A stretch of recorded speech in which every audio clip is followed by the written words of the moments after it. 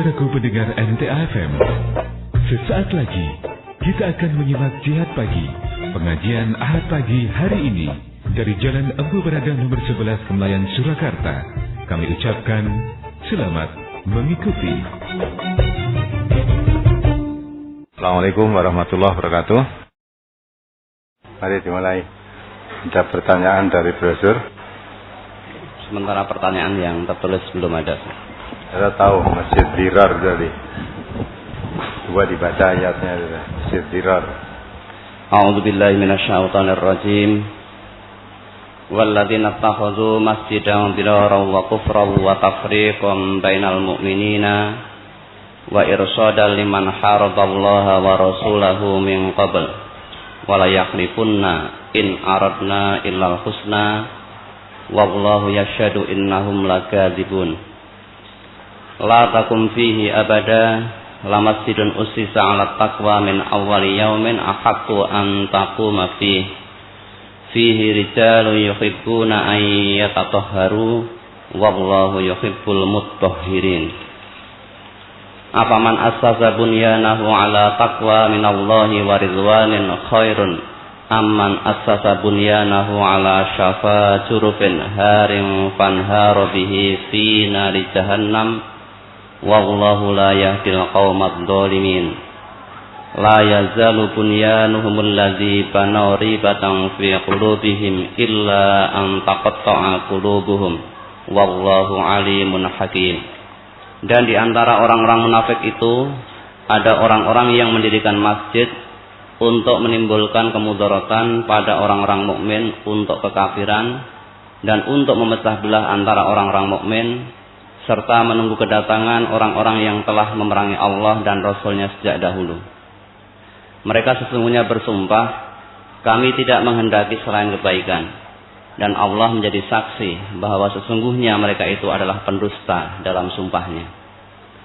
Janganlah kamu sholat dalam masjid itu selama-lamanya.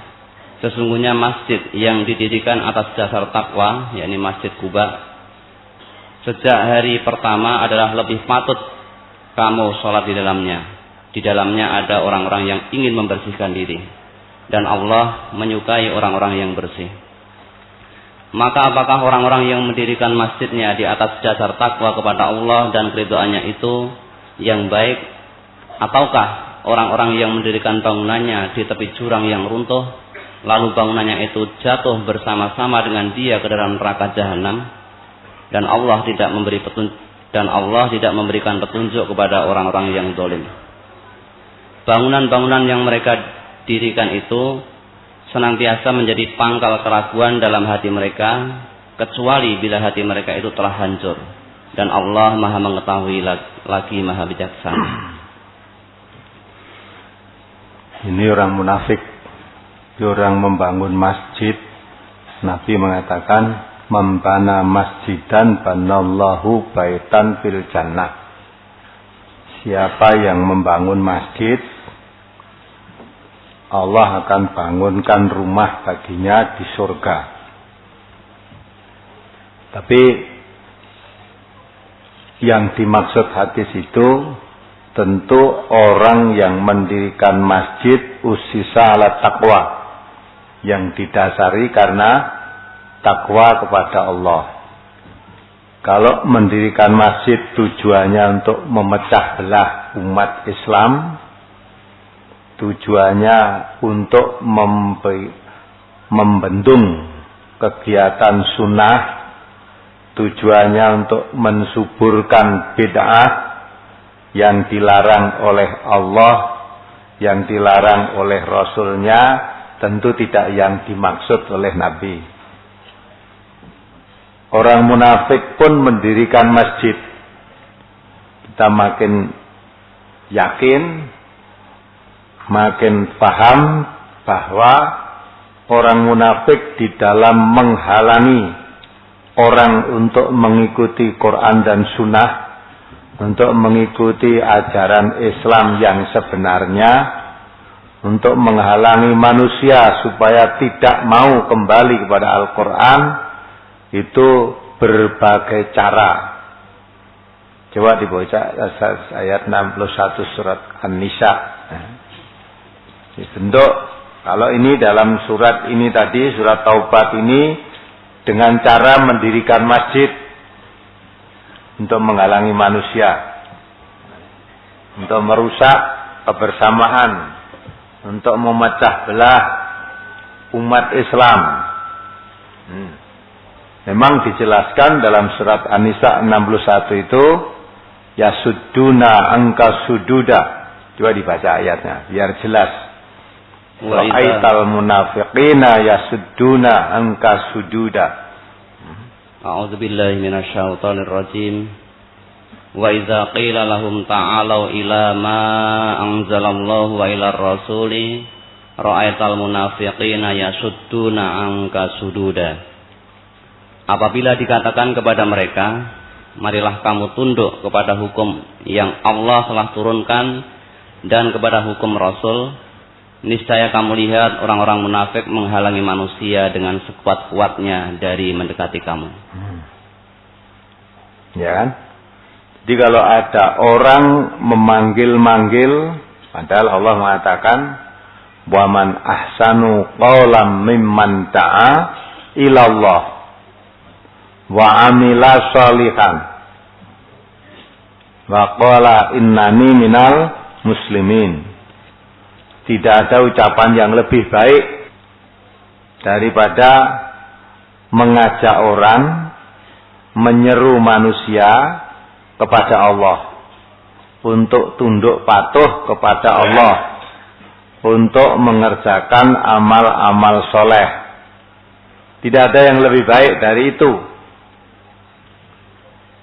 Tetapi orang munafik, kalau ada orang memanggil-manggil untuk kepada Allah, tunduk kepada Allah, tunduk kepada Rasulullah, ya, bangkit orang munafik itu, menghalangi manusia dengan sekuat tenaga, dengan berbagai cara, jangan mau mengikuti panggilan tadi, supaya manusia tidak mau mengikuti seruan untuk tunduk patuh kepada Allah.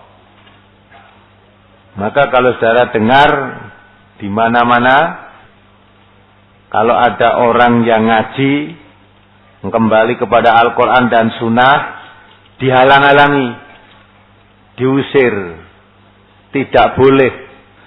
Apalagi di suatu masjid, diusir dari masjid itu. Kalau kita kembalikan kepada ayat ini, orang yang menghalang-halangi manusia mendekati kepada penyeru-penyeru kepada Al-Quran dan Sunnah, kata Allah itu orang munafik. Tidak ada orang kafir yang mengusir, ya, orang ngaji kembali kepada Quran dan Sunnah terus diusir oleh orang Hindu, diusir oleh Kristen, diusir oleh orang Katolik, itu nggak ada malah. Dan Allah juga tidak menyebutkan begitu. Yang menghalangi itu orang-orang munafik. Siapa saja itu yang menghalangi orang kembali kepada Al-Quran dan Sunnah, kata Allah itu munafik. Kalau dia mengatakan dirinya Islam, tetapi kalau menghalangi orang kembali kepada Al-Quran dan Sunnah, orang kembali mentaati Allah dan Rasulnya, dia itu orang munafik. Nah, orang munafik kok sok sholat? Lah, memang orang munafik itu sok sholat, sok khutbah barang. Ya? Apa orang munafik itu? Orang munafik itu orang yang bajunya Islam, iman, tapi hatinya kafir. Maka wa idza ra'au apa? Wa idza qila lahum, bukan begitu. Wa idza qamu ila sholati qamu kusala. Itu cirinya antara lain. Yura'unan nas wala yadhkurunallah illa qalila. Sedikit sekali. Ada juga setelah Al-Quran, wa minan nasi may yaqulu amanna billah wa bil yaumil akhir wa ma hum bimu'minin. Ada orang mengatakan iman kepada Allah, iman kepada hari akhir, tapi sebetulnya dia kafir. Wa ma hum bimu'minin. mereka itu sebetulnya tidak beriman, artinya kan kafir. Wa idza laqul ladina amanu qalu amanna wa idza khalau ila sayatinihim qalu inna ma'akum innama nahnu mustahzi'un. Kalau ketemu orang yang beriman, dia ya sholat, dia ya puasa, teman-temannya ngaji ya ikut ngaji, ya. Itu apa yang dilakukan oleh orang-orang yang beriman, dilakukan juga oleh orang-orang munafik. Supaya dia tidak ketahuan kalau hatinya itu sebenarnya dia kafir. Maka apapun yang dilakukan oleh orang yang beriman, dia lakukan. Sehingga orang-orang yang beriman tidak mengerti kalau dia itu orang munafik. Tapi kalau nanti mereka kumpul dengan setan-setan, orang-orang jahat, mereka mengatakan, inna ma'akum. Saya itu sama dengan kamu. Saya beserta kamu. Saya beserta kamu. Nah, jadi kalau ketemu orang yang beriman, berkumpul dengan orang iman, tampaknya seperti orang iman. Kalau ketemu orang-orang jahat, setan-setan, mereka jadi setan. Nah, malah mengakui terus terang, inna ma'akum. Saya bersama kamu. Ini orang munafik. Maka jangan heran kalau orang munafik sok sholat, sok puasa, ya. Malah memberi nasihat juga. Tapi orang munafik itu. Mendirikan masjid, ya. Jadi orang munafik mendirikan masjid. Kalau ditegur, ya, wa idza qila lahum la tufsidu fil ardi, apa jawabnya? Qalu innama nahnu muslihun. Seperti kita, ayat ini juga begitu kan? Sehingga dia mengatakan dalam sumpahnya, di dalam apa itu? Ayat ini tadi, dia mengatakan tidak ada sama sekali niat bagi dirinya kecuali untuk kebaikan. Untuk kebaikan. Sini kan diterangkan toh. Nah, in aradna illal husna. Saya mendirikan masjid itu betul-betul tidak ada maksud lain kecuali untuk kebaikan. Ya. Kecuali untuk kebaikan. Maka Allah katakan, wallahu yashhadu annahum lakadzibun. Allah mengetahui bahwa persaksian mereka atau sumpah mereka itu bohong. Jadi dia membuat masjid tidak ada maksud lain kecuali untuk kebaikan. Tetapi Nabi kan tidak tahu. Maka ketika Nabi akan berangkat perang Tabuk, kebetulan masjid itu sudah jadi. Ada utusan munafik datang kepada Nabi. Nek cara kita sekarang ya untuk menggunting pita lah itu kan ya. Untuk peresmian masjid itulah. Nabi untuk peresmian sebagai jadinya masjid itu diawali dengan mengharapkan Nabi supaya sholat di masjid itu. Sebagai tanda direstui oleh Nabi. Maka Nabi mau menjalani sholat di situ. Karena saat itu Nabi sudah siap-siap akan berangkat perang Tabuk, jarak tempuhnya sangat jauh. Nabi berjanji, ya ini kami sudah siap-siap nafar pergi jauh perang ya. Insyaallah nanti sepulang dari sana saya akan laksanakan sholat di masjid itu bersama kamu. Itu Nabi kan tidak tahu bahwa masjid itu didirikan untuk merusak umat Islam, itu nggak tahu. Maka Nabi menyanggupi untuk sholat di masjid itu, tapi nanti sepulang dari perang. Nah, setelah betul pulang dari peperangan, sebelum sampai Nabi masuk Madinah, belum sampai rumah, tingkatnya gitu, turunkan ayat ini yang menerangkan bahwa orang-orang munafik itu mendirikan masjid. Tujuan masjid itu untuk membuat kemadharatan bagi umat Islam dan memecah belah kebersamaan umat Islam. Umat Islam yang utuh, yang baik, supaya kacau. Dan masjid itu didirikan di Masjid Quba yang pertama kali didirikan oleh Nabi. Dan masjid itu lebih baik daripada Masjid Quba. Maka ketika itu sebagian umat Islam juga ada yang ikut sholat di masjid itu juga sebelum ada larangan itu. Dan setelah di situ masuk di masjid, sholat di situ, diberikan ceramah. Kalau sekarang ya pengajian gitu. Isi pengajiannya ngelek-elek Nabi.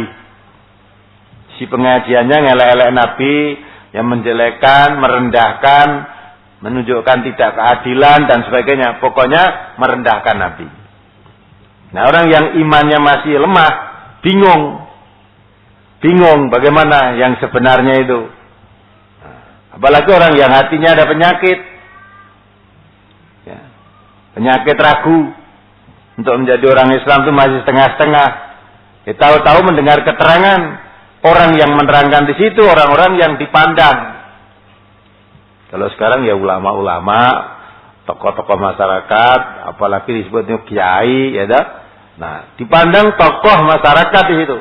Kemudian menjelaskan dan menunjukkan seolah-olah koreksi kepada Nabi. Padahal Nabi itu manusia yang tidak punya salah. Manusia yang bersih dari dosa. Maksum, terjaga dari dosa. Tapi orang munafik ada saja mencari-carinya. Nah, maka itulah Allah yang mengutus nabinya, yang menjadikan Muhammad sebagai utusannya, mengetahui rekayasa orang munafik untuk memecah belah kebersamaan umat Islam itu. Maka diturunkan ayat ini. Sampai dengan tendas Allah katakan la taqum fihi abadan. Jangan kamu berdiri sholat di masjid itu selama-lamanya. Jangan berdiri di masjid itu sholat selama-lamanya, jangan. La masjidun usisa ala taqwa min awali yaumin ahaqqu an taquma fih. Kamu berdiri sholat di masjid yang didirikan dengan dasar takwa sejak permulaannya, artinya sejak membangunnya itu memang didasari takwa Allah, itu lebih baik. Lebih baik. Maka orang munafik ini untuk merusak umat Islam, di dalam surat An-Nisa ayat 61 tadi dikatakan oleh Allah, ra'aital munafiqina yasudduna anka sududa.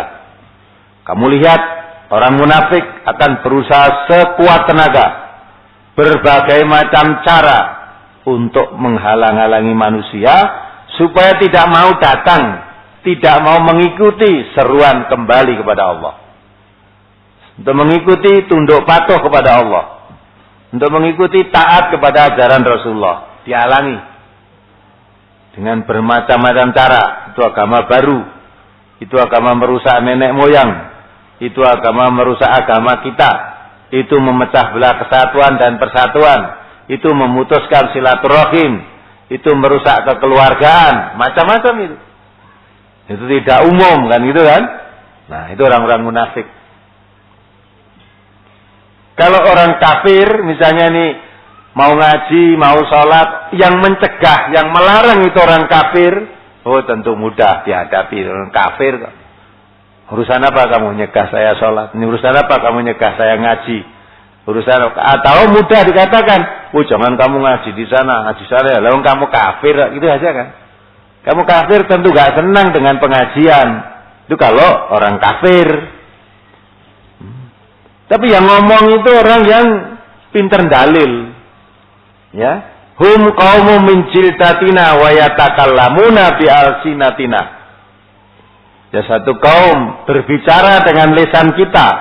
Dengan lisan kita umat Islam, maksudnya ya dengan Quran, dengan hadis.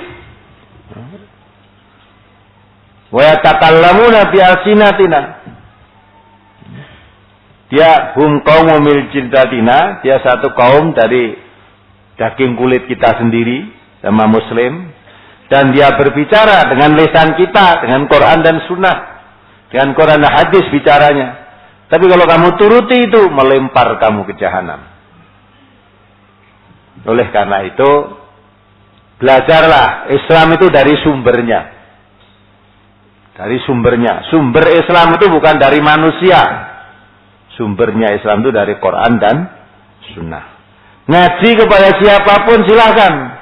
Boleh kepada siapa saja boleh.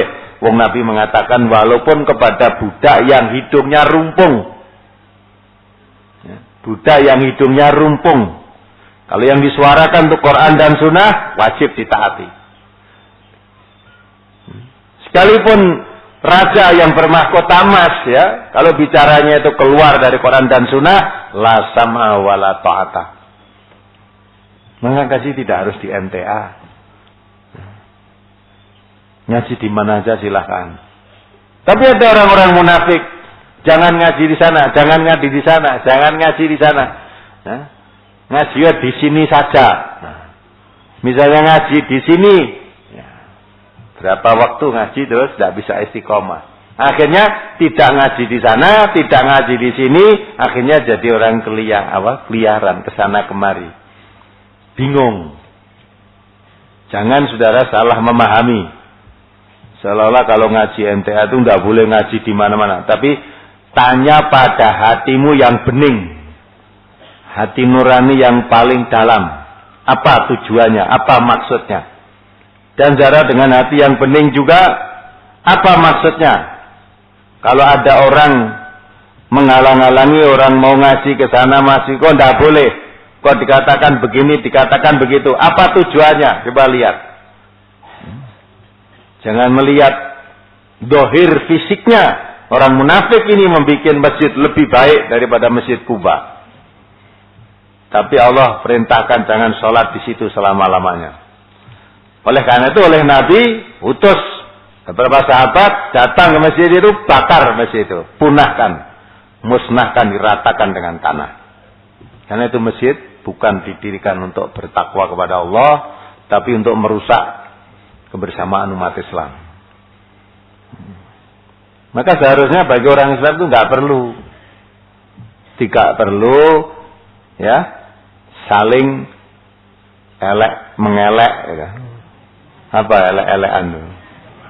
Ya, jelek menjelekan, olok-olokan satu kelompok dengan kelompok yang lain. Coba dibaca surat Al-Hujurat itu. Tidak perlu. Surat Al-Hujurat ayat 11. Ya ayyuhalladzina amanu la yaskhar qaumun min qaumin asa ay yakunu khairan minhum wala nisa'um min nisa'in asa ay yakunna khairan minhun wala talmizu anfusakum wala tanabazu bil alqab bi'sal ismul fusuq ba'dal iman wa man lam yatub fa ulaika humudz zalimun. Hai orang-orang yang beriman, janganlah suatu kaum mengolok-olok kaum yang lain, karena boleh jadi mereka yang diolok-olokkan lebih baik dari mereka yang mengolok-olokkan. Ingat, ini ayat ini didengarkan, diperhatikan. Boleh jadi yang mengolok-olok itu ya lebih jelek daripada yang diolok-olok. Yang diolok-olok itu lebih baik daripada yang mengolok-olok. Maka jangan sampai satu sama lain saling olok-mengolok. Terus? Dan jangan pula wanita-wanita mengolok-olokkan wanita-wanita lain, karena boleh jadi wanita-wanita yang diperolok-olokkan lebih baik dari wanita yang mengolok-olokkan. Dan janganlah kamu mencela dirimu sendiri, dan janganlah kamu panggil-memanggil dengan gelar-gelar yang buruk. Seburuk-buruk panggilan ialah panggilan yang buruk sesudah iman. Dan barang siapa yang tidak bertaubat, maka mereka itulah orang-orang yang zalim. Ya. Tadi baru menyebut satu kaum, terus menyebut khusus wanita. Mengapa satu kaum terus menyebut khusus wanita? Kalau kaum itu sudah umum kan? Satu kaum umum itu mestinya isinya ya wanita, pria, kaum. Satu kelompok, satu ya golongan. Masih dikuatkan lagi, jangan wanita mengolok-olok wanita yang lain. Rupanya wanita zaman Nabi itu suka ngolok-olok wanita lain. Suka ngerasani, suka menggunjing, suka menjelekan wanita-wanita lain. Rupanya begitu zaman Nabi. Sekarang rupanya juga tidak jauh berbeda. Sama aja kan? Bongsor rasan-rasan itu mesti wanita. Ayatnya langsung. Ya. Sampai Nabi juga mengatakan la tadkhulul jannata qattatun. Tidak bisa masuk surga wanita-wanita yang suka menggunjing, suka mengadu domba, suka rasan-rasan. Nah kalau laki-laki apa bisa masuk surga yang suka ngolok-olok, suka menggunjing? Wong itu tadi kan wanita, berarti laki-laki boleh rasan-rasan apa begitu? Kalau rasan-rasan itu zaman Rasulullah itu pekerjaan wanita. Jadi laki-laki gak sempat tuh rasan-rasan itu. Kalau sekarang wanita dan laki-laki ya rasan-rasan sama berarti. Laki-laki pengangguran, tidak ada pekerjaan, isinya gerombol-gerombol ngerasani temannya, ngerasani salah-salah, ngerasani istrinya, ngerasani orang tuanya, ngerasani gurunya, udah. Ini kurang pekerjaan kan. Maka itu kembali kepada ayat 61 surat An-Nisa tadi. Orang munafik itu orang yang sangat jahat. Jahatnya di mana? Allah mengatakan wa man ahsanu qaulan. Ya. Siapa orang yang paling baik perkataannya? Mimman ta'a ilallah. Siapa orang yang perkataannya paling baik daripada orang yang menyeru, mengajak manusia untuk taat kepada Allah. Berarti ajaan, ucapan yang paling baik, ya, perkataan yang paling baik itu mengajak orang taat kepada Allah. Tetapi orang munafik, setiap ada orang memanggil, menyeru untuk taat kepada Allah, bangkit orang munafik itu untuk menghalang-halangi manusia supaya tidak mau diajak mendekat atau tidak diajak untuk taat kepada Allah tadi. Ra'aital munafiqina yasudduna anka sududa. Dan kamu lihat orang-orang munafik berbuat sekuat tenaga, berbagai macam cara untuk menghalang-halangi manusia supaya tidak mendekati penyeru-penyeru kepada taat pada Allah tadi. Maka berarti kan orang paling jahat kan? Menentang Allah. Kalau Allah menyerukan kepada manusia supaya mengajak kepada Allah itu orang yang paling baik. Orang munafik menghalang-halangi orang supaya tidak mendekat kepada Allah. Berbagai cara. Dengan kedok bermacam-macam. Sampai Nabi aja dikatakan tidak adil. Sampai Nabi ketika selesai perang Tabuk tadi, dalam pulang peperangan, orang munafik masih ngomong cara memecah belah itu. Nanti kalau kita sudah sampai di Madinah, kata munafik tadi, di tengah-tengah rombongan tentara pulang dari perang itu, kalau kita nanti sampai di Madinah, orang-orang yang kuat itu akan menindas orang-orang yang lemah ini. Orang yang lemahnya akan diusir oleh orang-orang yang kuat. Itu munafik. Sehingga orang yang lemah berpikir, oh kalau begitu kita perang itu hanya sekedar belani wong suke-suke wae. Nanti kalau kita sudah sampai di Madinah, kita akan diusir, akan ditindas. Nah, ini pecah belah kan? Artinya apa? Supaya antara si kaya dan yang miskin, si kuat dengan si lemah tadi timbul tidak ada kebersamaan, timbul permusuhan, timbul perpecahan ke dalam. Itu usaha munafik. Namanya Abdullah bin Ubay bin Salul, sudah terkenal itu dalam sejarah. Dia punya anak namanya juga Abdullah. Maka ketika berita ini sampai kepada Nabi, Abdullah putranya munafik tadi ditanya, kamu dengar cerita bapakmu? Dengar ya Rasulullah. Dengar. Maka dia mendahului itu. Pulang. Dia berdiri di muka pintu rumah bapaknya. Ya, yang ngomong tadi, dia dengan menghunus pedang. Setelah bapaknya sampai di rumah, mau masuk rumah, dihunuskan pedang. Tidak boleh kamu masuk rumah ini sebelum izin Rasulullah. Kalau kamu belum masuk, belum minta izin masuk, tak penggal lehermu. Itu anak kepada bapak itu. Loh, bapaknya loh, ini rumah saya. Tahu ini rumah saya. Tapi harus minta izin dulu pada Nabi. Nabi mengizinkan kamu masuk, tak persilakan masuk. Tidak, tak penggal lehermu. Itu.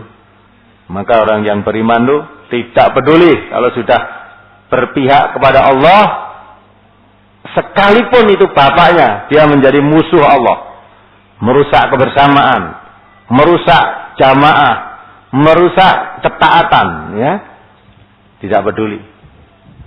Akhirnya ada temannya Abdullah bin Ubay tadi, ya Abdullah, sabarlah, ini bapakmu sendiri, sabar, biarkan masuk, toh ini kan ya apa salahnya, dimaafkan. Ada pendekatan maksudnya. Abdullah tetap tidak boleh, nekat potong lehermu. Akhirnya terpaksa dia minta izin pada Nabi. Ya Rasulullah, ya, saya tidak boleh masuk rumah saya sendiri sebelum minta izin kau. Siapa yang melarang? Abdullah, anak saya sendiri. Ya sudahlah, masuklah, katakan sudah saya izinkan. Kembali. Sudah diizinkan, boleh masuk. Apa maksudnya?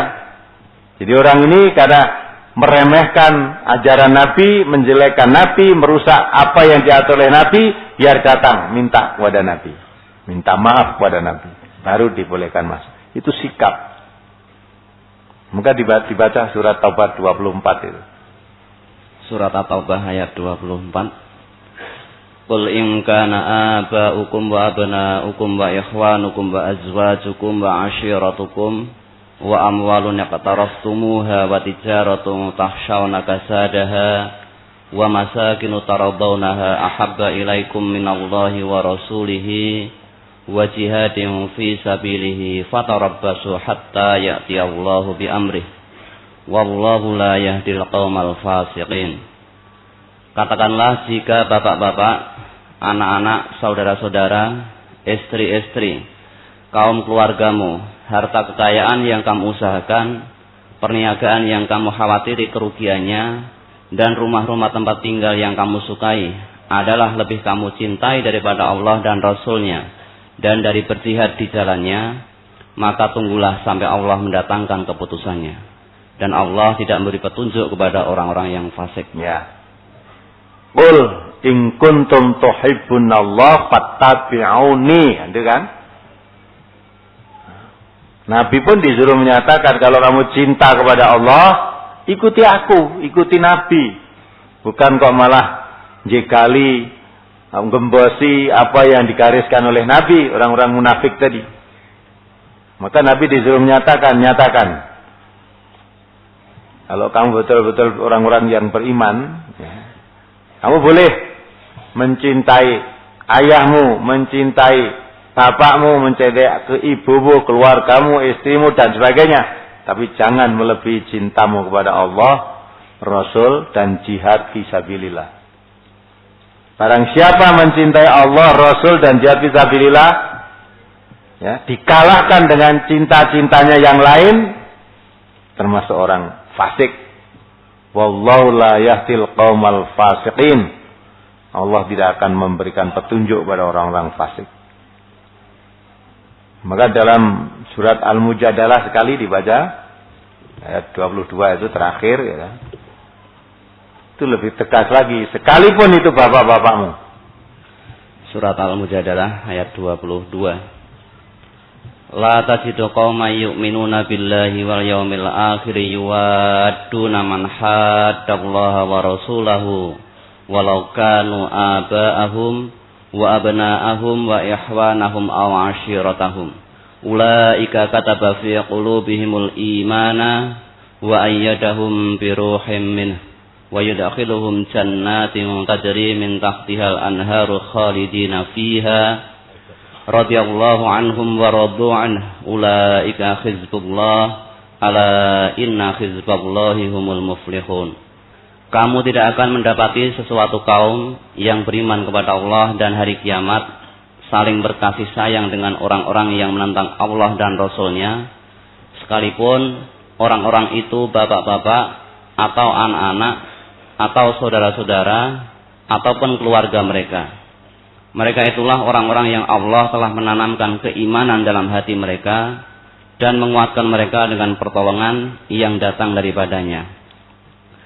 Dan dimasukkannya mereka ke dalam surga yang mengalir di bawahnya sungai-sungai. Mereka kekal di dalamnya Allah ridho terhadap mereka dan mereka pun merasa puas terhadap limpahan rahmat-Nya.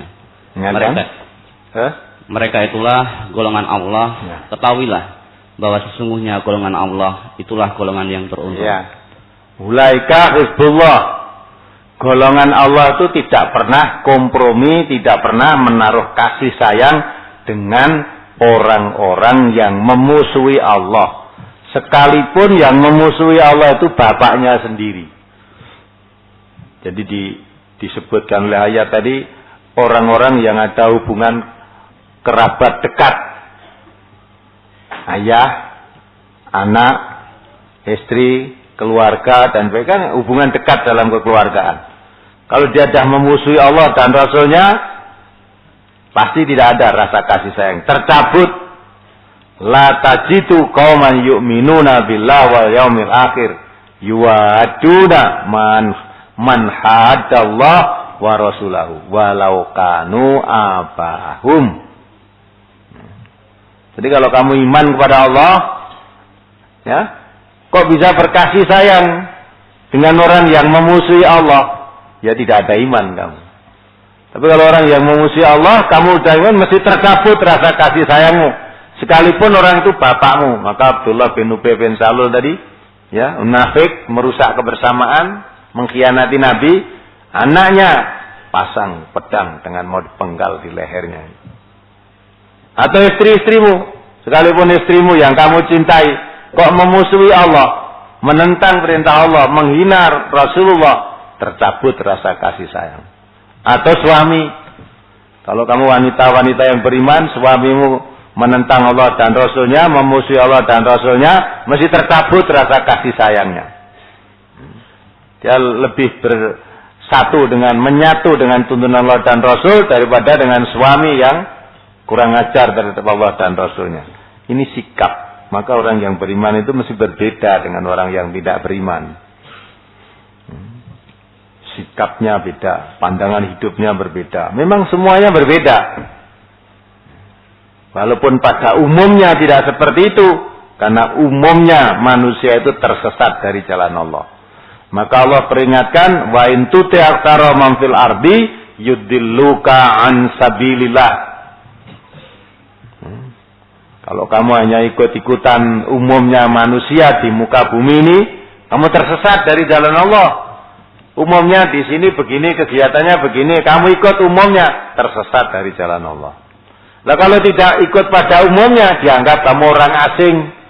Tapi Nabi kita mengatakan, batu balil ghuraba, bahagialah bagi orang yang asing itu. Siapa orang asing itu?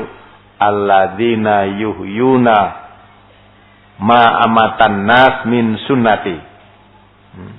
Itu orang yang menghidup-hidup sunnahku ketika sunnahku dimatikan orang, ditinggalkan orang. Alladzina yuslihuna inda fasadin nas. Alladzina yasluhuna inda fasadin nas. Orang yang berbuat kebaikan di tengah-tengah rusaknya umat manusia. Zamannya zaman rusak. Zaman penipuan, zaman kebohongan, zaman tidak jujur, zaman korupsi, zaman pergaulan bebas, ya, zaman gadis-gadis hamil dan sebagainya. Lalu kok ada orang tidak mau menipu, tidak mau bohong, tidak mau korupsi, tidak mau bergaulan bebas, itu orang asing. Orang asing, tapi kata Nabi itu orang yang bahagia. Biar dikatakan orang asing kalau di dalam hal itu harus kami pertahankan. Dan orang-orang munafik tidak suka yang begini nih. Kalau diajak pegang teguh pada taat pada Allah, taat pada Rasul, dia pasti akan menjadi penghalang. Nah, maka dari itu tidak semua orang bikin masjid itu mesti dibuatkan rumah di surga. Tinggal masjid itu akan kamu gunakan untuk apa? Akan kamu gunakan untuk menghidup-hidupkan Quran Sunnah, atau untuk menghidup-hidupkan bid'ah dan khurafat. Kalau masjid hanya digunakan untuk bid'ah dan khurafat, saudara membantu itu berarti ta'awanu alal ismi wal udwan. Membantu dalam perbuatan dosa dan pelanggaran. Boleh membantu itu, ya, kalau ta'awanu alal birri wa taqwa. membantu dalam berbuat kebaikan dan berbuat takwa kepada Allah. Maka masjid yang didirikan usisa ala takwa itu pantas dibantu, didirikan, ditegakkan.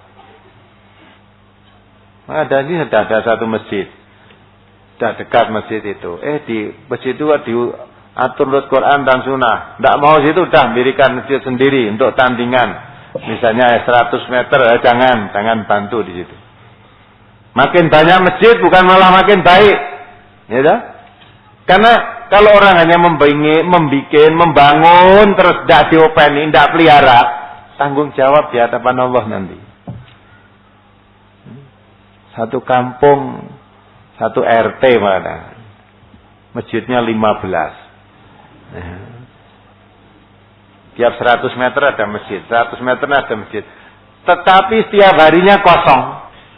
Tidak ada yang menghuni. Masa akan dibuatkan rumah di surga? Mubazir kan itu. Mubazir. Ya. Daripada tiap buat saja satu masjid yang bagus, yang besar, yang indah, satu RT misalnya berapa? Ya sudah. Jadi situ tempat kumpul orang-orang Islam di situ. Salat berjamaah 5 waktu. Jangan tiap 10 meter atau 100 meter ada masjid. 100 meter ada masjid. Kamu lihat jumlah masjidnya banyak satu RT, kamu anggap orang Islam semua di situ ya. Kamu anggap. Ternyata kamu lihat dia mati. 5 waktu, coba kamu tunggu yang salat berapa? Kalau duhur mau imam tok tidak ada makmum.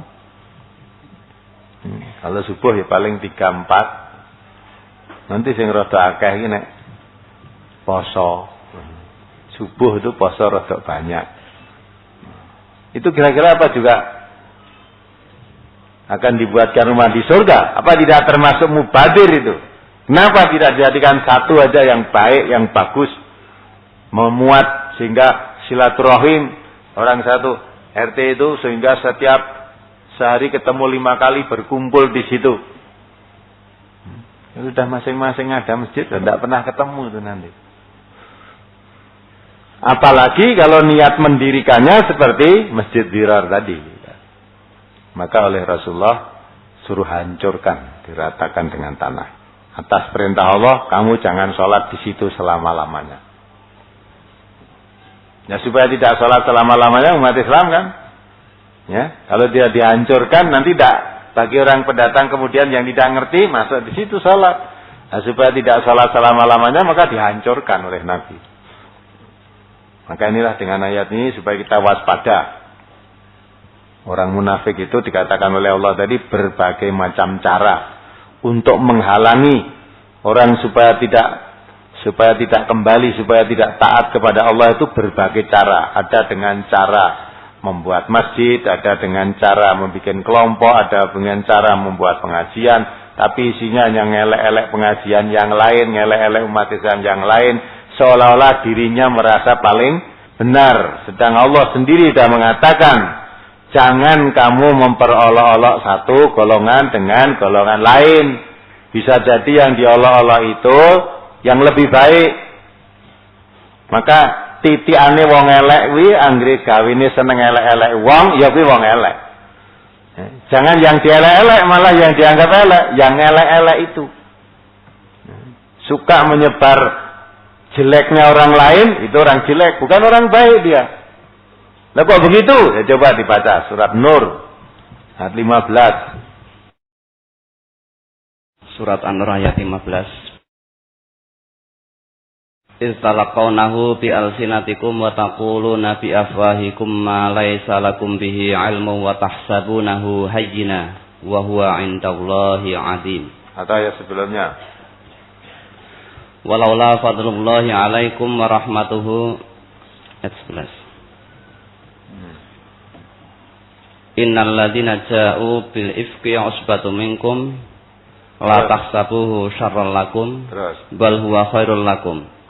Likulli imri'in minhum maktasaba minal ism walladzi tawalla kibrahu minhum walahu azabun azim. Laula id sami'tumuhu dzannal mu'minuna wal mu'minatu bi anfusihim khairan wa qalu hadza ifkum mubin. laula ja'u alaihi bi arba'ati syuhada fa idz lam ya'tu bi syuhada'i fa ulaika 'indallahi humul kadzibun.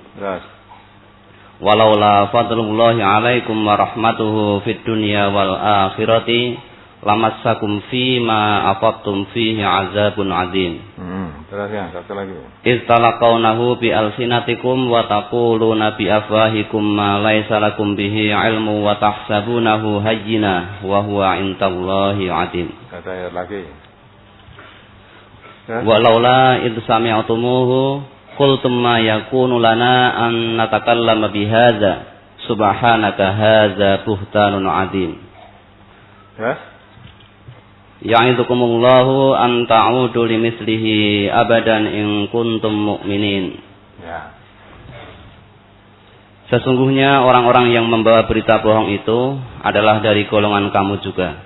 Janganlah kamu kira bahwa berita bohong itu buruk bagi kamu, bahkan ia adalah baik bagi kamu. Tiap-tiap seseorang dari mereka mendapat balasan dari dosa yang dikerjakannya. Dan siapa di antara mereka yang mengambil bagian yang terbesar dalam penyiaran berita bohong itu, baginya azab yang besar. Mengapa di waktu kamu mendengar berita bohong itu, orang-orang mukmin dan mukminat tidak bersangka baik terhadap diri mereka sendiri? Dan mengapa tidak berkata, ini adalah suatu berita bohong yang nyata? Ya. Mengapa mereka yang menuduh itu tidak mendatangkan 4 orang saksi atas berita bohong itu? Oleh karena mereka tidak mendatangkan saksi-saksi, maka mereka itulah pada sisi Allah orang-orang yang dusta.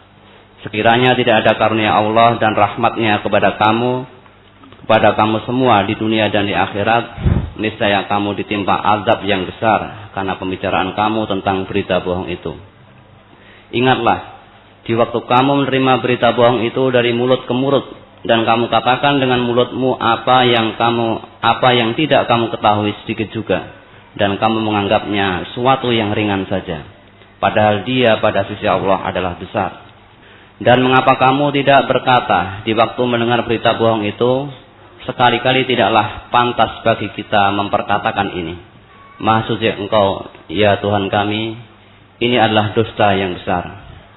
Allah memperingatkan kamu agar jangan kembali memperbuat yang seperti itu selama-lamanya jika kamu orang-orang yang beriman. Ya. Itu orang yang suka menyebar berita buruk. Berita buruk. Allah menjelaskan itu. Orang, maka tadi saya katakan titiane wong elek iki gaene nyebarke berita elek. Berita jelek disebar-sebarkan. Maka ayat tadi, mengapa kamu tidak mengatakan tidak prasangka baik kepada dirimu sendiri dan tidak mengatakan ini adalah berita bohong? Artinya, kalau ada orang menjelek-jelekan orang Islam yang lain, yang mendengar itu mestinya mengatakan tidak mungkin saudara saya kok begitu. Itu prasangka baik pada dirinya sendiri, maksudnya diri sendiri itu dirinya orang Islam sendiri. Karena al-muslim itu akhul muslim, al-muslimu lil muslimi itu kal jasadil wahid. Jadi kalau kamu ngelek-elek wong Islam liya, padha karo ngelek-elek aku ya wong Islam. Ya, maka kalau ada orang Islam diberitakan tentang kejelekannya, mestinya kamu prasangka baik pada dirinya, tidak mungkin berbuat seperti itu. Malah mesti mengatakan, mengapa kamu tidak mengatakan itu berita bohong, itu jangan dipercaya? Kok tidak begitu? Malah kamu hanya menerima berita jelek tadi dari mulut ke mulut, terus kamu sampaikan dengan mulutmu juga. Menyampaikan berita itu enteng kaya ora apa-apa, padahal di sisi Allah itu perkara yang berat. Disuka menyebarkan jeleknya orang lain, itu di sisi Allah itu urusan yang berat. Padahal kita menyebarkan dengan mulut kita itu enteng aja. Walaupun tidak mengerti. Wong tadi hanya dengar dari mulut ke mulut, tidak ngerti permasalahannya.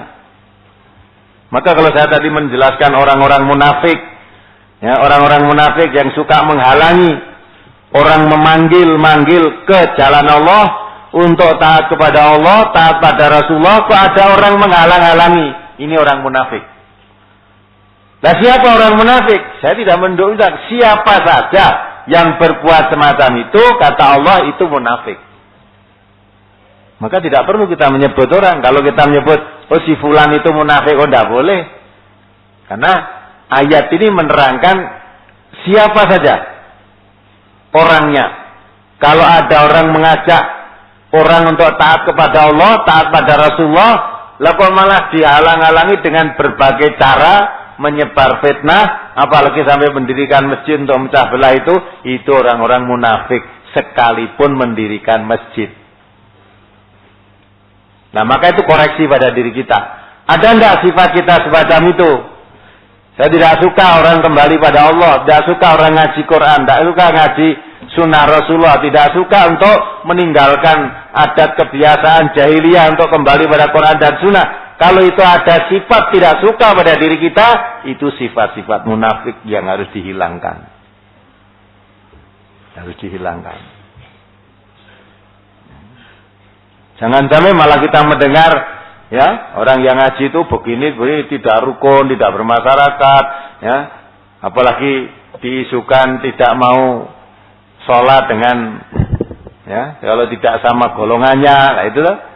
Terus kita percaya, oh begitu, ngerti pun belum, ketemu belum percaya. Apalagi itu ikut menyebarkan, oh iya memang betul, memang itu ingkar sunnah oh, itu kok. Nah, ngerti orang wis ngarani ingkar sunnah. Nah ini kamu menyebarkan itu dengan mulutmu enteng gitu. Padahal indallah azim. Di sisi Allah nanti perkara yang besar. Maka titiane wong elek iki gane elek-elek wong wis elek wis aja mbok arep ape. Siapa saja itu. Sebab kalau orang Islam tahu eleknya orang lain tidak mau elek-elek. Menutup karena perintah Nabi siapa menutup aibnya orang lain, orang Islam yang lain, Allah menutup aibnya di dunia dan di akhirat.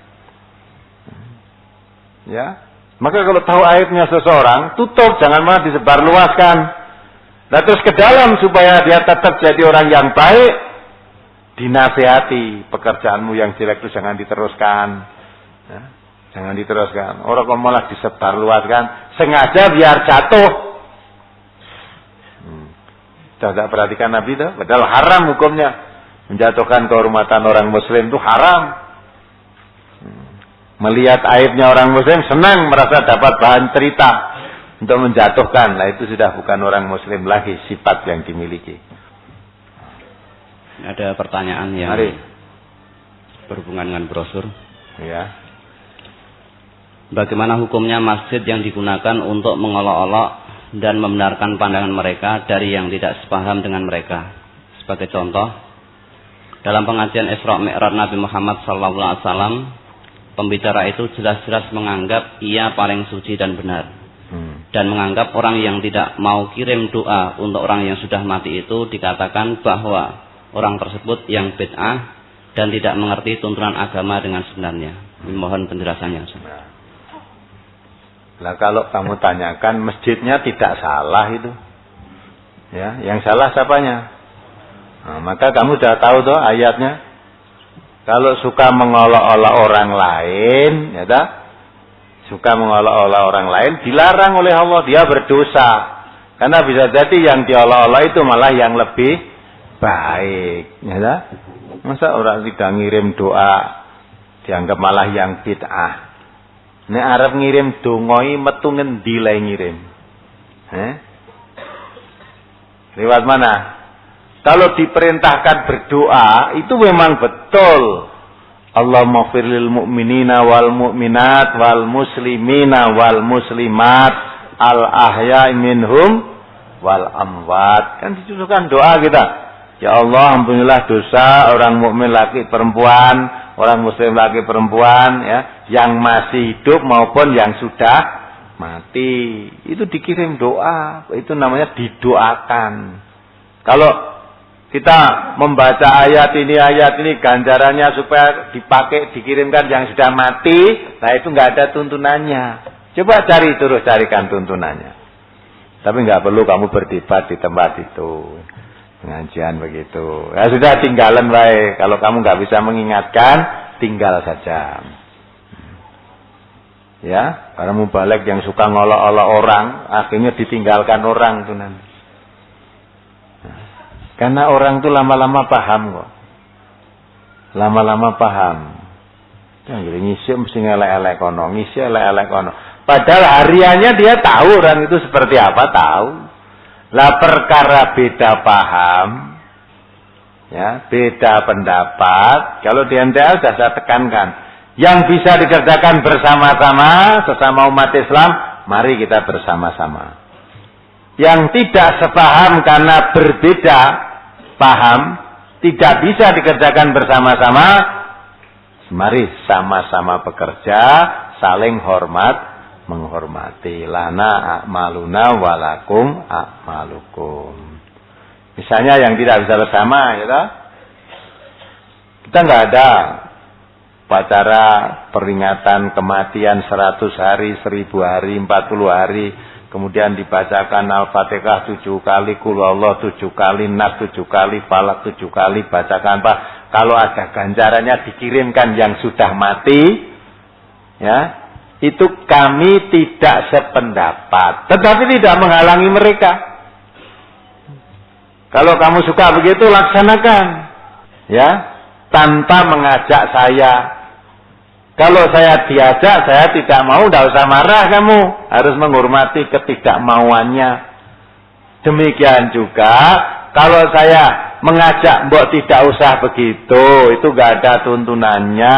Kalau kamu tidak mau, ya saya tidak usah ngelek-elek kamu. Oh ya wis, ya aku tak ngene sih ya.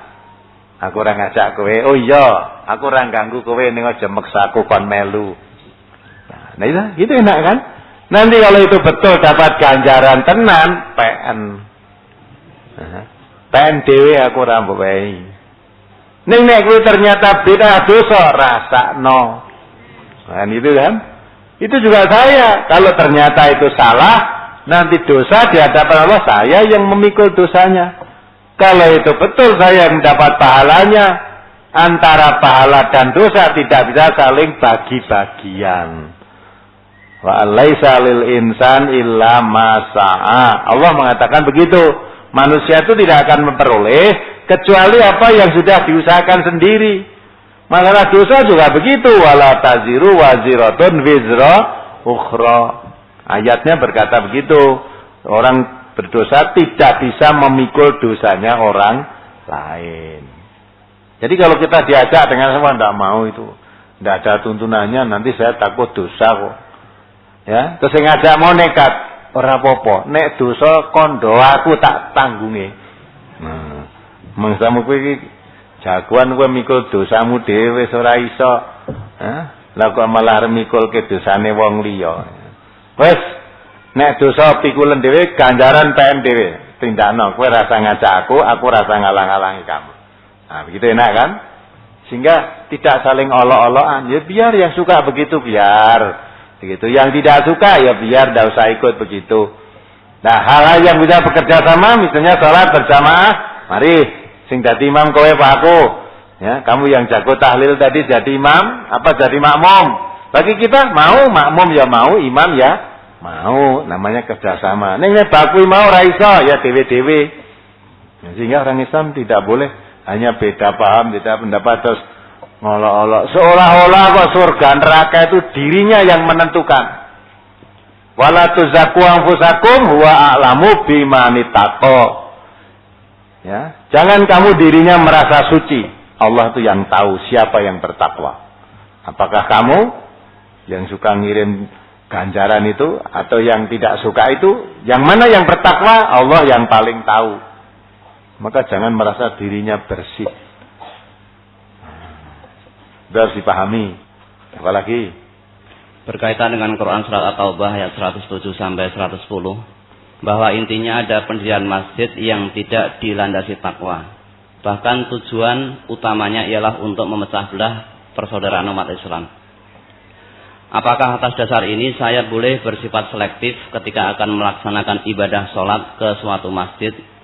Karena fenomena sekarang ada juga beberapa masjid yang pengelolaannya kontradiktif dengan sunnah-sunnah Nabi SAW. Misalnya, imam yang terlalu cepat dalam bacaan sholatnya, sehingga saya tidak bisa tumakninah. Ketika saya sholat di masjid, justru pengurus atau takmirnya menyetel trip dengan keras, dan masih ada juga contoh yang lain. Untuk menegur saya tidak ada kemampuan. Ya. Kamu tidak perlu. Kamu nanti malah tujuannya sholat sana sini mau selektif, berarti niatmu ibadah. Ada sholatu inna sholati wa nusuki wa mahyaya wa mamati lillah. Kamu niatnya sholat ya sholat. Orang kok tak masjid kono tujuannya menyelidiki, tidak perlu. Kalau kamu menemukan di masjid saya ternyata kok begitu, besok neh rasa sholat neng kono, gitu aja kan? Kamu misalnya masjid saya, kamu sholat kok, wah cepat sekali, nggak bisa mengikuti, terlalu cepat ini, ya. Titeni wae, wah aku nek sholat neng kono serai sama lu ketinggalan terus, nggak usah. Dan kebanyakan mereka yang begitu itu karena tidak tahu, tidak mengerti. Tidak mengerti. Maka tugas kita terus kembangkan dakwah ini terus. Kembangkan dakwah. Memanggil orang. Diajak kembali kepada Quran dan Sunnah. Terus. Masih ada lagi? Ada 2 pertanyaan yang berhubungan dengan kemunafikan. Ya. Saya masuk pengajian MTA sudah 2 tahun. Tapi sholat saya kadang sholat dan kadang tidak. Apakah saya termasuk orang munafik? Ndak lah, nek urung iso. Lumayan kadang sholat kadang tidak. Kayak urung ngaji belas ora salat ini. Ya, kayak urung ngaji belas ora salat. Sekarang kadang sholat kadang tidak, ya latar kabuna tobakon antobak. Naik setingkat demi setingkat. Sekarang kadang sholat kadang tidak, tapi banyak sholatnya toh. Nah, tinggal genepi. Tidaknya itu dihilangkan. Sholat terus 5 kali sehari semalam 5 waktu. Itu dijaga. Karena sholat itu tiangnya agama. Kalau kamu tegakkan sholat berarti agamamu tegak. Kalau sholatnya ya tidak tegak berarti agamanya ya rubuh, ambruk agamanya. Maka kalau sekarang masih setengah kadang sholat dan tidak, mulai sekarang, mulai duhur nanti seterusnya genep 5 waktu. Jangan sampai kurang lagi. Terus? Saya adalah orang yang mempunyai sifat pelin-pelan atau ragu-ragu. Hal ini terjadi dalam segala aspek kehidupan saya, dalam memilih atau menentukan pilihan hidup. Pertanyaan, bagaimana caranya supaya saya mempunyai pendirian yang teguh, mempunyai prinsip hidup, sehingga saya tidak termasuk ke dalam golongan orang munafik? Ya. Karena saya takut keraguan-raguan saya ini terjadi juga di dalam agama saya. Ya, maka saya nasihatkan ngaji terus yang tekun. Ya, banyak zikrullah, banyak ingat kepada Allah, sholatnya dijaga. Insya Allah, kalau sholatnya 5 waktu dijaga, terus kita ngaji dengan tekun, kumpul dengan orang-orang yang sama-sama ngaji, kelompok-kelompokkan ngajian diikuti, insya Allah lama-lama nanti keraguan-raguan itu hilang. Mantap, ragu itu gangguan setan. Ya, karena setan sudah dikatakan oleh Allah, setiap Nabi menyuarakan kebenaran, setan membisikkan keraguan. Antara iya dan tidak, itu setan. Maka dari itu kalau kita dekatnya kepada Allah meningkat, mesti setannya makin jauh. Tapi kalau kita kepada Allah makin jauh, setannya makin mendekat. Maka cara menghilangkannya, lebih tingkatkan dekat pada Allah. Insya Allah dengan sendirinya setan nanti akan menjauh. Sehingga kalau setan menjauh, ragu-ragu itu hilang. Apalagi? Cukup. Sekarang jawab pertanyaan minggu lalu. Masih ada waktu. Dari brosur akad 21 Agustus 2005 halaman 8, hadis yang paling atas, mohon diterangkan yang dimaksud dari hendaklah dekat kepadaku orang-orang yang mempunyai akal dan kepandaian di antara kalian, kemudian orang-orang yang di bawahnya, kemudian orang-orang yang di bawahnya. Ini maksudnya kan sholat jamaah. Jadi orang sholat jamaah itu hendaklah shaf yang pertama yang paling dekat kepada imam, itu orang yang paling mengerti tentang agama. Sehingga nanti kalau imamnya batal dia bisa menggantikan. Kalau imamnya keliru dia bisa menegur, meluruskan. Atau sesudah itu di belakangnya, jadi tingkatan yang paling mengerti, yang paling dekat imam. Terus kemudian di bawahnya, di belakangnya gitu. Jangan di depan anak kecil-kecil. Tidak ngerti apa-apa, ditokai pas gurine imam. Ya, bareng imamnya keliru, rasa negur. Imamnya batal malah guyu. Nah, kan bubrah semua itu. Nah, itulah. Apalagi? Apabila seorang imam batal, bukan musafir, sedang makmumnya banyak, bagaimana cara imam toharoh? Apakah dengan wudu apa tayamum, Ustaz? Jika imam harus berwudu, apakah dilarang melewati makmumnya? Dan bagaimana dengan makmumnya? Apakah melanjutkan sholat sendiri-sendiri? Atau ada yang maju menggantikan imam yang batal? Ataukah menunggu imam selesai toharoh? Nah, perlu toh? Tadi baru ngerti toh? Maka orang di belakang imam itu orang yang mengerti tentang aturan agama ini. Sehingga imamnya batal, ganti. Maju dia. Nah, orang yang dekat dengan imam saja dipilihkan orang yang mengerti. Apalagi jadi imamnya. Imamnya juga harus orang mengerti. Mereka wis ngentut barang mergo pas dadi imam. Ning ora muni kok. Lah nek sing krungu makmume kabeh arep metu isin, metu piye? Nek ra metu aku jane wis batal, nekat ngimami salat. Dalam keadaan makmume tetap dapat ganjaran, tapi imame dosa. Wong kowe batal kok salat iki berarti salatmu la etok-etokan. Nah, maka itu bagaimana ya kalau kamu batal nyisih. Nyisih biar yang di belakangmu tadi maju gantikan jadi imam. Kalau memungkinkan kamu ambil air wudu ya kamu ambil wudu. Lewat sela-sela itu atau nasihat misalkan itu keluar kalau memungkinkan. Maka yang paling tepat bikin masjid yang betul, gitu kan? Masjid yang betul itu tempat pengimaman itu ada pintunya, ya itu bisa diatur. Maka kalau wanita datang ke masjid, sebaik-baik shaf wanita yang paling belakang, mepet wetan dhewe kono. Tapi di masjid kita pada umumnya nggak bisa. Karena yang paling sana pintu masuknya lewat sana kok. Laki-laki ya lewat sana. Kalau dia akan shaf di belakang ya tinggal lewat laki-laki itu. Nah, maka yang melihat tatanan shaf ini berarti shaf sana pintu laki-laki sendiri, pintu wanita sendiri, pintu imam sendiri. Jadi kalau imam batal nanti nggak bingung, metu ngendi iki bingung. Lumpat sendilo, ya kan? Nah, maka di tempat pengimaman itu ada pintu untuk keluar masuk imam. Kalau nanti dan imam itu ya makmum itu menunggu imam, bukan imam menunggu makmum. Ya, model masjid kita kan imamnya nunggu makmum. Imamnya adzan, adane ora teko-teko nolah-noleh kok sing makmum urung teko. Iya. Maka makmum itu nunggu imam. Nah, setelah imam datang, makmumnya sudah penuh, imam tidak lompat-lompat itu lewat pintunya sendiri tadi masuk ke pengimaman. Tidak mengganggu kan? Nah kebetulan imamnya batal, metu lewat pintunya sendiri. Wudu lagi, tapi dia terus jadi makmum kan dia sudah batal, orang kok maju terus makmumnya dijoroke kan mundur meneh. Padahal rakaatmu sudah hilang tadi. Selama kamu wudu kan rakaatmu sudah hilang.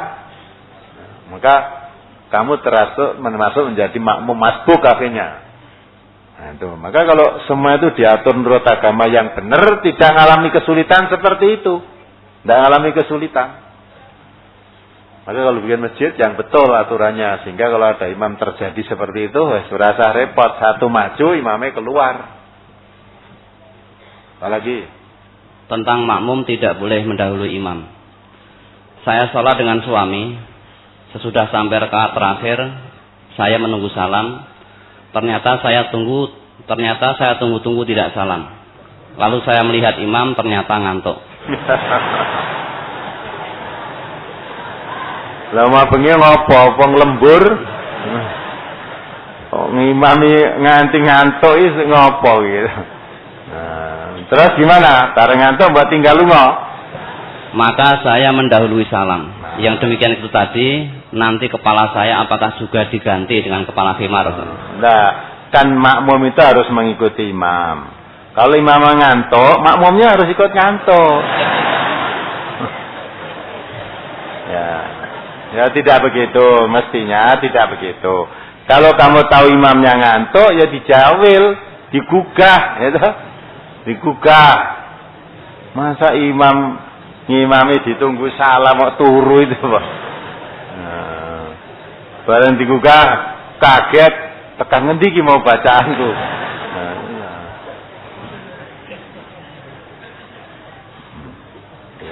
Aneh, kejadian aneh tapi nyata ya. Kejadian dek wong wis maca fil alamina innaka hamidum majid, wis maca doa apa itu? Dari fitnatil mahya wa mamat wa min fitnatil masih dajjal. Wis kari ngenteni imame. Suwe banget. Bang ditilih wah tidur ternyata. Jadi bangunkan dia. Aja mbok tinggal salam, tak salam tuh mbok tinggal lunga. Wis ora digugah.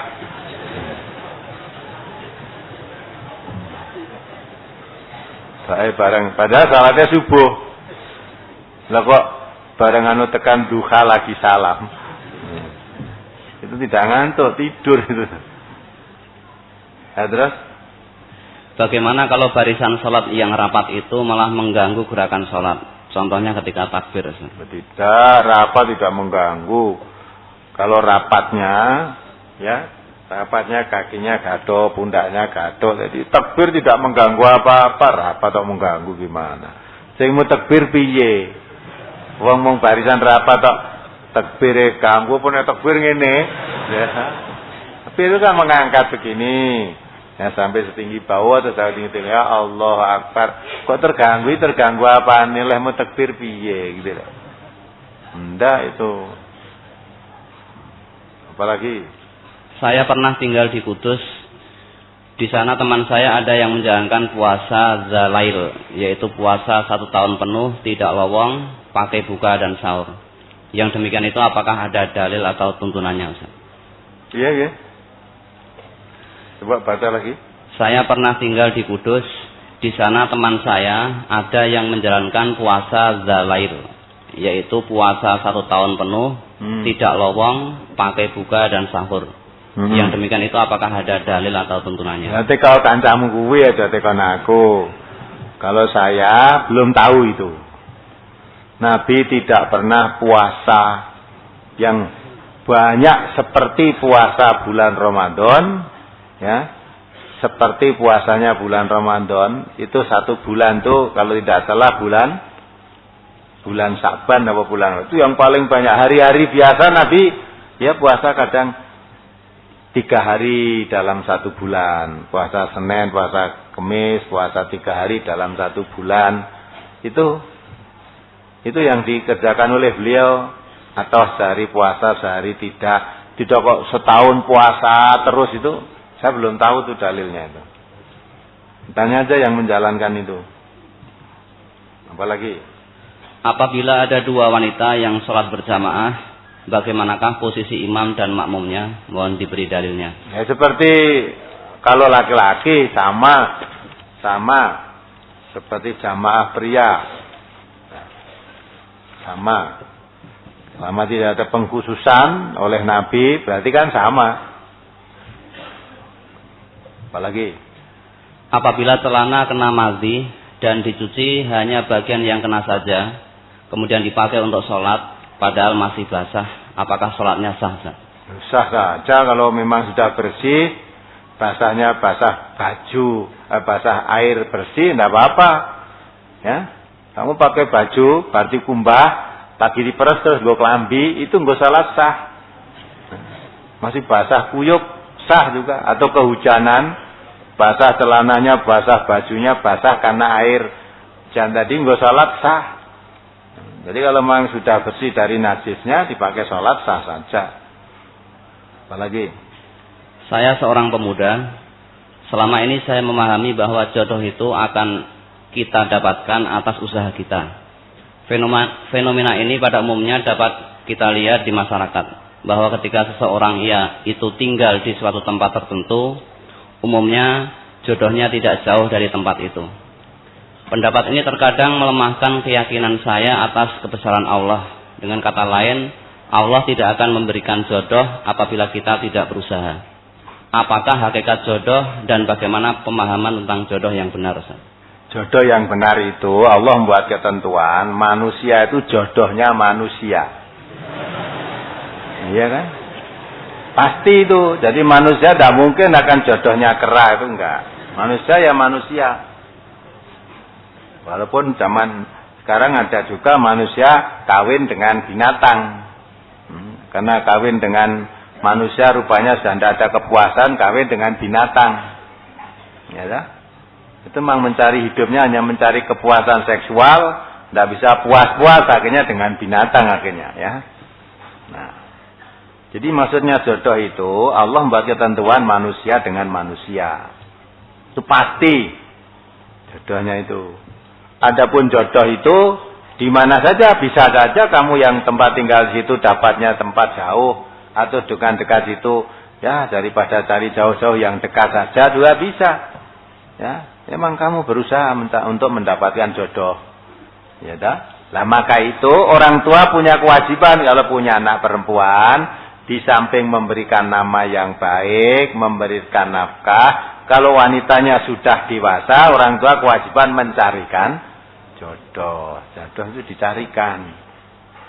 Nah, orang tua Jawa umumnya goleke jodoh anak iki isih mosok ana wedok ditawak-tawake. Nah, lan nek ora mbok tawake po ngerti. Nah, maka itu kalau yang ikut pengajian, kalau anak perempuan aja biasanya titipkan pimpinan cabang, titipkan ustadznya, tolong tawarkan anak saya ini. Kan maunya begitu. Itu tidak usah malu. Bisa itu, dan yang itu sudah berjalan. Misalnya nanti ternyata ya dicarikan jodoh dia dengan ini. Ya, ternyata tidak cocok ya boleh. Wah, ya sebetulnya saya tahu dia ya mau dengan saya, tapi saya kurang cocok. Nah, kurang cocok boleh saja nanti dicarikan yang cocok, gitu kan? Jadi memang harus ada ikhtiar. Maka ada ikhtiar memilih.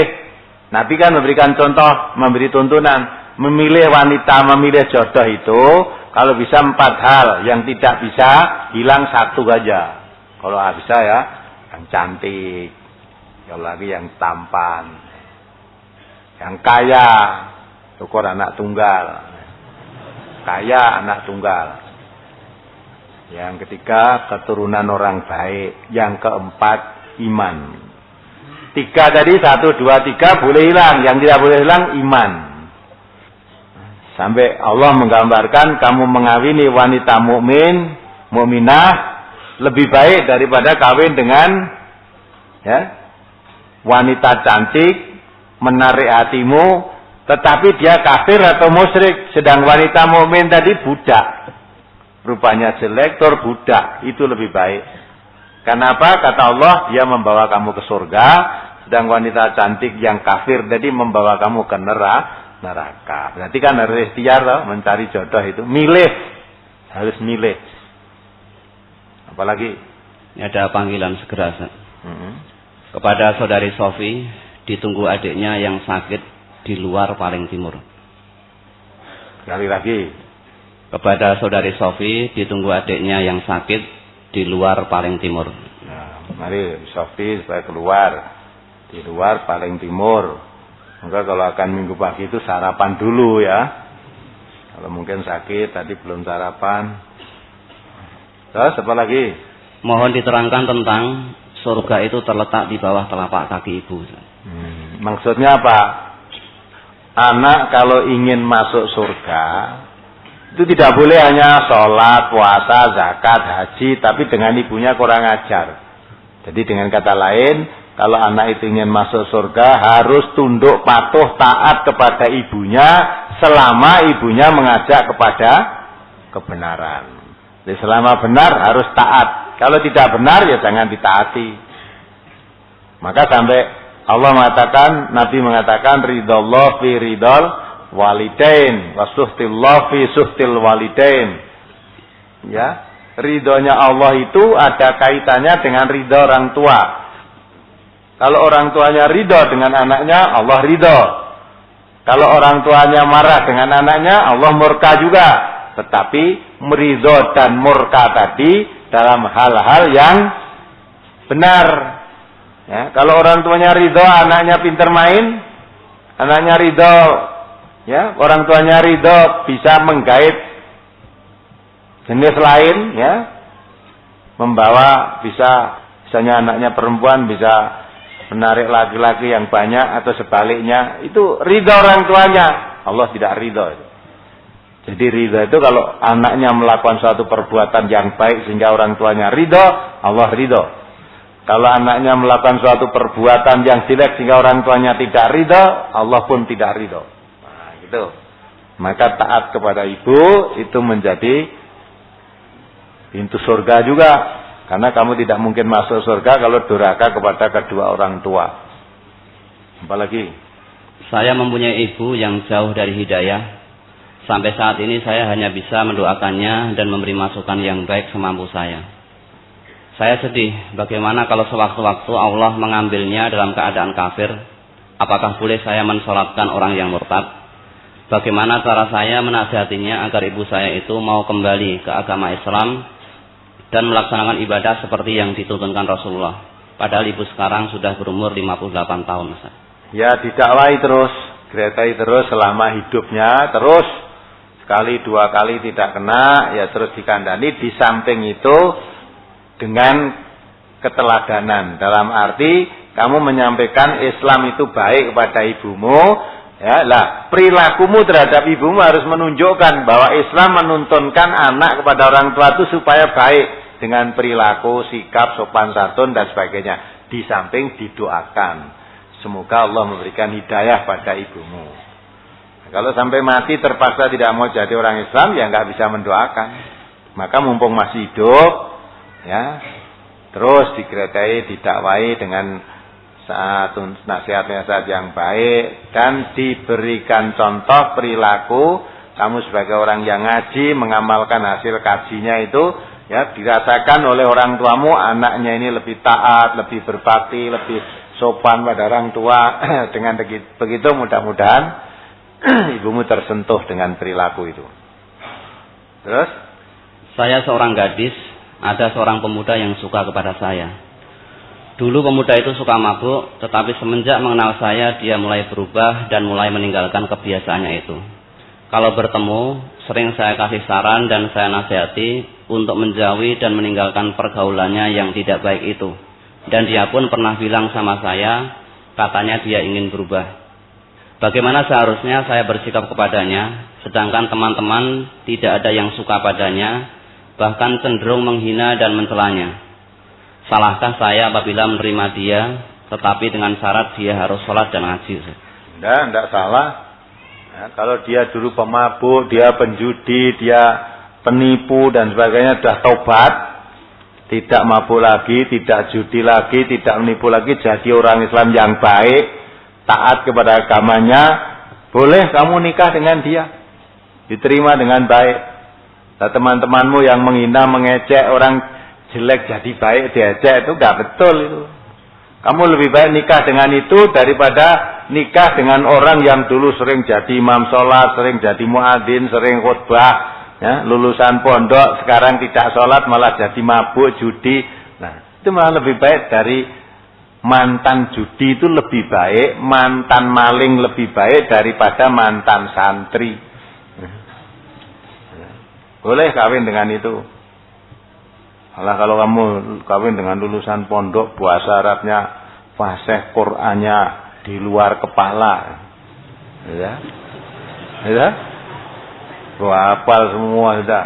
Tapi sekarang udah tidak sholat, ya, tidak sholat, sukanya mabuk, sukanya judi, walaupun dia hafal ayat-ayat Quran, tidak boleh kamu kawin dengan itu. Boleh kalau memang kamu menerima dengan itu. Silakan, mudah-mudahan jadi baik. Terus mohon diterangkan dari surat Al-Maun ayat 2-3, itu berlaku untuk seluruh manusia atau dikhususkan untuk kaum muslimin saja? Iya, itu berlaku untuk semua orang yang mengaku dirinya Islam. Itu mengaku orang Islam. Itu semuanya. Terus nama teman saya tidak menyangkut Islam. Dia sekolah di SMA MTA. Ada guru SMA MTA yang mengatakan ini adalah nama kafir, nama orang yang ada di Papua. Tetapi waktu mendengar pengajian ada seorang kiai yang mau mengatakan kafir kepada orang Buddha tidak berani.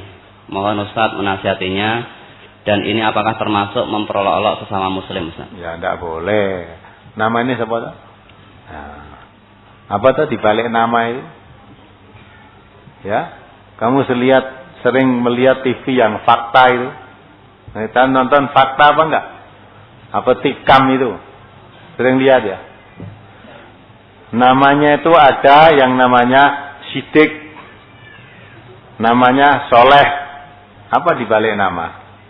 Ya, namanya soleh tapi orangnya salah. Ya. Suka jambret, suka ini, wawahe ditato kabeh. Apa nama dia yang akan masuk surga?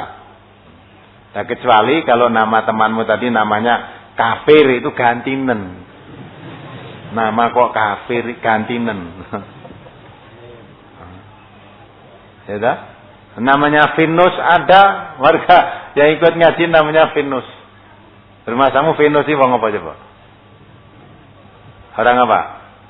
Kalau kamu dengar namanya Venus itu orang Islam atau orang Nasrani tak? Tapi orang Islam dia, orang Venus. Ya tak? Kamu juga nama Timotius, tahu enggak? Itu yang menipu kamu semua itu loh. Timotius. Tapi kamu lebih suka mengikuti, lebih suka percaya kepada Timotius daripada kepada saya. Ya enggak? Tak kandhani penging melu, jangan aja manut Timotius, nekat. Nah, berarti kan lebih percaya nama Timotius daripada nama saya. Itulah. Sehingga nama itu enggak menentukan. Belum tentu wong namanya nama Muhammad, nama Sidik, nama Amanat, namanya Amanat malah khianat wong. Ya, jadi nama tidak menentukan. Tapi kecuali kalau mang namamu kafir gitu, masa wong Islam jenenge kafir, ganti namamu. Jadi dibalik nama, tidak menentukan nama. Kamu tahu tadi Abdullah, siapa artinya Abdullah itu apa? Hamba Allah. Ternyata munafik. Abdullah bin Ubay bin Salul itu munafik yang merusak umat Islam, membuat tipu daya kepada Nabi, merusak kesatuan dan persatuan, itu munafik, namanya Abdullah. Ada lagi Abdullah bin Sabah, itu yang mendirikan golongan Syiah, itu Abdullah bin Sabah. Namanya Abdullah juga, hamba Allah. Kok jelek? Jadi tidak mengapa kalau namanya nama aja, ya, kecuali kalau namanya memang namanya kafir, itu harus diganti. Terus mohon diterangkan mengenai pluralisme dalam agama menurut Islam. Ini berkaitan dengan pandangan para pakar bahwa pluralisme dalam Islam itu wajar atau sebagai rahmat. Pluralisme adalah perbedaan pendapat atau paham. Contohnya seperti paham Ahmadiyah dan lain-lain. Ini mohon penjelasannya, Ustaz. Kowe wis nerangke kok malah kok penjelasane piye. Kalau yang dimaksud seperti kamu terangkan pluralisme itu perbedaan pendapat, perbedaan paham di dalam Islam, itu wajar. Orang Islam beda pendapat itu wajar, ya dah? Tapi jangan sampai perbedaan pendapat, perbedaan paham itu menjadikan putus silaturahim. Tapi yang dimaksud di fatwa ulama itu pluralisme di situ, ya. Jadi orang yang menganggap semua agama itu baik, semua agama itu benar. Kalau menganggap semua agama benar, semua agama baik, ya, itu tidak betul. Cara Islam nggak begitu. Dan cara apapun tidak begitu. Semua orang harus menganggap semua beragama itu, semua agama itu benar dan baik menurut pemeluk-pemeluknya. Orang Islam harus menganggap yang paling benar itu harus ya Islam. Orang Kristen harus mengakui agama yang benar itu Kristen. Aja wong Kristen ngomong, jane sing bener ya Islam lho jane. Lho jane sing bener Islam kok kowe dadi Kristen. Ya. Enggak betul tuh. Orang Kristen harus menganggap agama yang benar itu Kristen. Agama Hindu menganggap yang paling benar Hindu. Orang Islam yang paling benar Islam. Lah setelah masing-masing menganggap paling benar itu, maka lakum dinukum waliyadin. Laksanakan agamamu menurut keyakinanmu. Aku akan melaksanakan agama menurut keyakinanku. Antara kamu dan aku tidak usah pertentangan masalah agama. Yang bisa bekerja sama, bangun negara ini, membangun kerukunan, buat jalan, buat perdamaian, menghilangkan pertengkaran, mari kita jaga bersama. Jaga lingkungan, siskamling, ben aman, jaga bersama. Tapi masalah ibadah, masalah puasa, masalah sholat, masalah peribadatan, kamu mau adakan Natalan, silakan. Kamu orang Kristen, aja Natalan karo wong Islam. Wong Islam itu enggak ada acara Natal. Kamu orang Kristen, Natalan dhewe sama Kristen, ya toh? Itu. Orang Islam mau adakan sholat Idul Fitri, aja ngajak wong Kristen sholat wong Islam. Nah gitulah, sehingga satu sama lain saling menek. Orang keyakinan pluralisme agama terus kabeh agama bener, itu malah tidak beragama itu. Alasannya apa? Karena semua beragama itu tujuannya kepada Tuhan, pada Allah. Orang Hindu ya kepada Tuhan, ini pada Tuhan, pada Tuhan, pada Tuhan. Ya semuanya memang ke sana. Tapi Tuhan tidak membuat jalan macam-macam begitu. Jalannya yang ditentukan oleh Tuhan menurut Islam, inna hadzal Qur'an yahdi lillati hiya aqwam. Jalan yang lurus menurut Allah itu hanya Al-Quran. Itu harus menjadi keyakinan bagi umat Islam. Perkara Ahmadiyah, paham Ahmadiyah, ya silakan saja kamu Ahmadiyah. Tetapi kalau kita lihat, konon saya sendiri ajaran Ahmadiyah secara detail juga belum mengerti. Konon kabarnya Ahmadiyah itu mengakui, meyakini bahwa ada Nabi setelah Nabi Muhammad. Artinya Nabi Muhammad bukan Nabi Rasul yang terakhir. Nah kalau Nabi Muhammad bukan Nabi atau Rasul yang terakhir, itu sudah bertentangan dengan akidah Islam.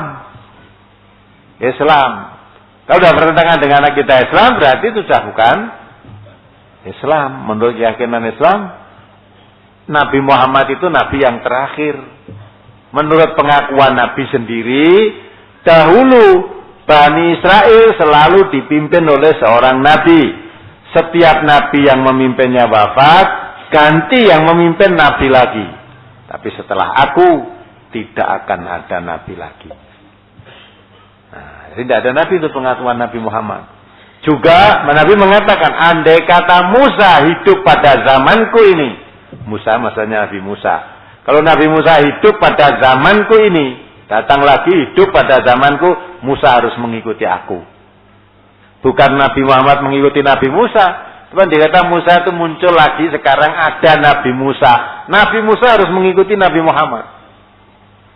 Karena agama yang terakhir, yang sempurna, ya, ajaran Nabi yang sempurna, yang diberikan oleh Allah, itu hanya Nabi Muhammad.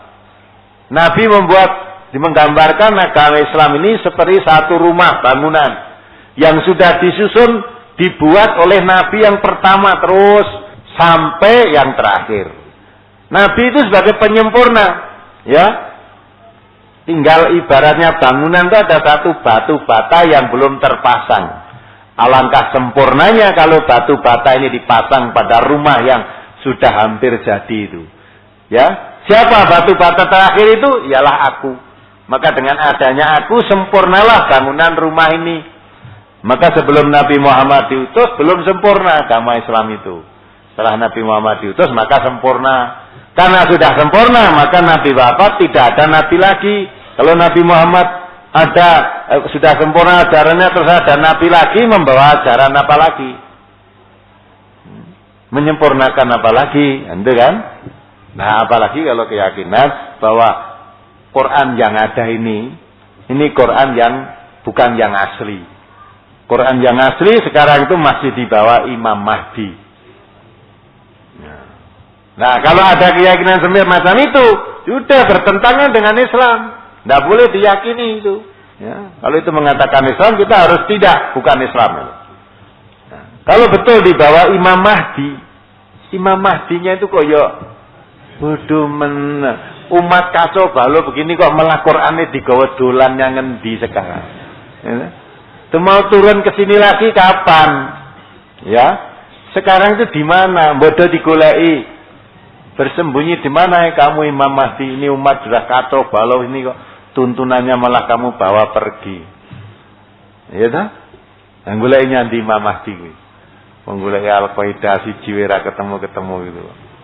Sama Bin Laden itu digolek Amerika, gempur neng Afghanistan ora ketemu, gempur neng Irak ora ketemu. Ya. Gempur neng tindak ra ketemu. Sekarang Indonesia sing diiri-iri, ya. Pak Abu Bakar Basir itu sing di ya. ora ketemu neh hewan. Memang itu fiktif, apa ning tenan apa ora ngerti. Ya bus kuwi jane sing kudune dik. Ya ta? Allah baru mengirim tentaranya berupa angin. Itu sudah kalang kabut. Belum lagi nanti yang lain. Ya. Itu sebenarnya kalau orang yang beriman pelajaran itu siapa bisa membendung? Ya, angin yang kuat kencang dengan membawa badai yang menghancurkan itu bisa kamu tahan dengan tank, bisa kamu pantau dengan radar, bisa kamu serang dengan peluru kendali. Coba seranglah kamu. Nah, itu menunjukkan manusia itu makhluk yang lemah, makin dekat kepada Allah kan. Begitulah, jadi pluralisme, maka kita sebagai orang Islam yang masih awam, pengetahuan agamanya belum begitu mendalam, dan tidak usah aneh-aneh, pluralisme macam-macam, wis rasa, wis ana sing rembug. Ya dah. Terusan masalah apa? Ahmadiyah. Kalau kita belum mengerti, tidak usah ikut membicarakan. Wis ngaji wae dadi wong Islam sing apik, Ahmadiyah jane kaya ngopo, ajarane kaya ngopo, mung kandane kata-katanya saya dengar-dengar Ahmadiyah itu tidak mengakui kalau Nabi Muhammad itu Nabi yang terakhir. Masih ada Nabi sesudah itu. Lah kalau itu betul seperti itu, kita umat Islam tentu tidak sependapat. Tidak sependapat. Nah kalau mereka mengembangkan itu, nah kalau orang Islam ngerti Islamnya, tidak akan khawatir. Maka itu, setiap ada lontaran-lontaran baru, ya, supaya kita tidak bingung. Jadi orang Islam itu pahamilah Islam dengan betul. Kalau sudah memahami Islam dengan betul, ada empasan, guncangan apa, tidak akan katut. Tapi kalau Islamnya masih belum mengerti, tahu-tahu Pak ini, wah dah ternyata imam wanita itu boleh langsung wanita dadek ke imam sholat. Kan itu karena nggak ngerti. Ya. Terus emansipasi wanita dengan kedok, podo-podo wanita pria ciptaan Allah, kenapa dibedakan? Ya, maka sekarang wanita apa yang dikerjakan laki-laki harus bisa dikerjakan wanita. Itu sebetulnya penindasan bagi wanita. Sampai ada doktrin dan satu ya apa itu instansi itu memberikan penataran pada anak buahnya sampai membuat gambaran tuh kalau laki-laki bisa memanjat kelapa, wanita harus bisa.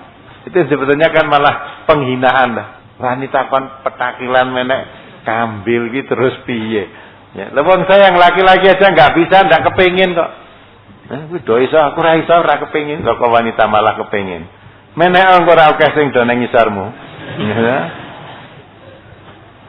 Begitulah sehingga kita jangan. Maka itu kalau kita paham Quran dan Sunnah, la tandillu ma tamassaktum bihima. Kamu tidak akan sesat selama-lamanya. Ada suara bagaimanapun, aliran apapun, saudara nggak akan goyah. Tapi kalau jadi orang Islam tidak paham Islamnya, nanti ada pendeta masuk kampung ini bingung, ada pastor masuk kampung sana bingung. Wah harus kristenisasi.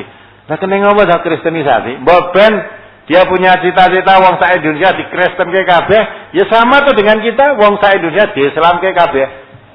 Nah tinggal antara dia dan kita mana yang akan berhasil? Siapa yang sungguh-sungguh? Maka Allah katakan wajahidu fillahi haqqa jihadi. Kamu harus bersungguh-sungguh. Kalau mereka bersungguh-sungguh, kenapa kita tidak bersungguh-sungguh? Nek mung mbok bentung-bentung, wah jo entuk pendeta mlebu rene, oh jo entuk pendeta mlebu rene. Pendetane rawanti mlebu rene, anakmu do mlayu goleki pendeta sing sak rene kae omahe ngendi to kae? Goleki akhirnya. Tapi kalau kita ngertikan tentang Islam, dia enggak akan pandangannya itu lurus, tidak akan ikut ke sana kemari. Karena sudah mantap yakin bahwa din yang betul itu hanya Islam. Itu yang harus ditanamkan pada diri kita, pada keluarga kita, pada sanak kerabat kita yang dekat, yang jauh, dan pada seluruh umat manusia. Mari diakhiri. Ya, sekian dulu. Assalamualaikum warahmatullahi wabarakatuh.